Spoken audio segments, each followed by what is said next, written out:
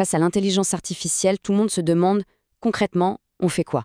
Eh bien aujourd'hui, on a une chance assez rare. On va plonger au cœur de la stratégie d'une université grâce à un document interne, une lettre d'information pour les enseignants. C'est un peu comme si on avait leur carnet de jeu pour innover. Et ça commence très fort. Leur devise, c'est moins de bruit, plus d'usage. Voilà. Ça vient de l'université Hassan Sek de Ziguinchor au Sénégal et franchement, ça résume tout. On laisse tomber les grands discours, on se concentre sur ce qui marche, sur le concret, sur l'action. Alors, voilà le programme. On va décortiquer ensemble ce manuel d'innovation. On verra comment il propose de repenser l'évaluation, quels outils intelligents il met en avant, comment il s'ouvre aux opportunités mondiales et surtout comment tout ça débouche sur un plan d'action très très concret. Allez, on y va. Donc, ce fameux document, c'est une lettre d'info de la direction de la formation ouverte et à distance de l'université. Et ce qui est génial, c'est que leur but, ce n'est pas de faire un catalogue de tous les nouveaux gadgets IA, non. C'est de faire le tri, de dire « Ok, ça vaut vraiment le coup d'être testé. Ça, on peut en faire quelque chose en cours. » Et le premier gros morceau auquel ils s'attaquent, c'est l'évaluation. Forcément. Avec les IA génératives qui débarquent, la question est sur toutes les lèvres. Au fond, qu'est-ce qu'on évalue exactement? Et surtout, comment on le fait maintenant? Là, le changement de vision est vraiment intéressant. En s'inspirant d'OpenAI, l'université dit « Stop, la note finale, ça ne suffit plus. L'important maintenant, c'est de regarder la progression de l'étudiant, ses interactions et ce qui lui reste vraiment en tête sur le long terme. Le but n'est plus juste d'être impressionné par l'outil, mais de vérifier qu'il y a eu un vrai apprentissage. » Et attention, ce n'est pas que de la théorie. La lettre propose une solution très directe, l'outil Cursive intégré à Moodle. Avec ça, on peut suivre tout le cheminement de l'écriture, les brouillons, les révisions, comment la pensée évolue. On ne regarde plus seulement le produit fini. C'est une manière super intelligente de répondre aux enjeux d'intégrité académique en valorisant la démarche. Ok, maintenant, quels sont les outils concrets qui peuvent aider à mettre ça en place? La philosophie, elle, ne change pas. On cherche des technos qui sont vraiment utiles, avec l'humain au centre et qui servent la pédagogie, pas l'inverse. Et justement, dans la lettre, ils ont un vrai coup de cœur. Notebook LM de Google. Ce n'est pas juste un énième gadget pour résumer des textes.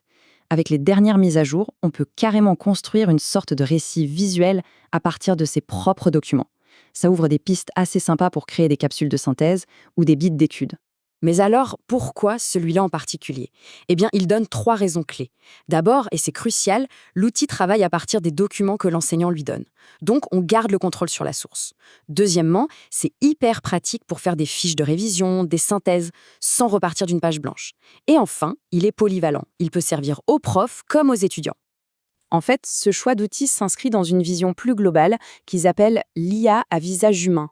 L'idée est toute simple, mais elle est fondamentale. C'est la technologie qui doit être au service de la pédagogie et jamais l'inverse. C'est une approche qui met en avant le contrôle local et l'accessibilité, ce qui colle parfaitement avec les priorités de l'université.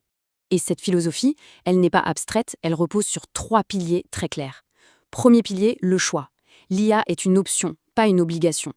Deuxièmement, la transparence. On doit comprendre ce que l'outil fait, sans boîte noire. Et le troisième, super important, la continuité. La plateforme doit continuer de fonctionner nickel, même sans l'IA. Ça, c'est la clé pour ne pas devenir dépendant de la technologie. Bon, avoir une super stratégie en interne, c'est une chose. Mais pour qu'elle prenne vraiment vie, il faut la connecter au monde extérieur. Et c'est exactement ce qu'ils font. La newsletter consacre toute une partie à la veille stratégique. Quels sont les appels à projets, les financements au niveau national et international? Et là encore, on est dans le très, très concret. On parle de dates limites précises pour des candidatures, par exemple des formations avec l'Agence universitaire de la francophonie, des colloques scientifiques à Dakar, et même des gros financements comme Erasmus+, ou le programme sénégalais Espoir Jeune. Ce n'est plus juste une liste d'idées, c'est un vrai calendrier pour agir. On arrive au moment clé. Après toute cette réflexion, cette veille, cette analyse, comment on transforme l'essai? Eh bien, la lettre se termine là-dessus. Un plan d'action hyper clair proposé directement par la direction. Et ce plan, il tient en un chiffre 4. C'est tout. Toute la richesse de cette veille est distillée en 4 actions prioritaires. Simples, directes, réalisables. C'est la preuve qu'on peut avoir une vision ambitieuse et la traduire en étapes très concrètes. Alors, quelles sont ces 4 actions? Numéro 1, on partage l'info avec tous les profs. Numéro 2, on choisit un cours pilote pour tester les nouvelles méthodes d'évaluation.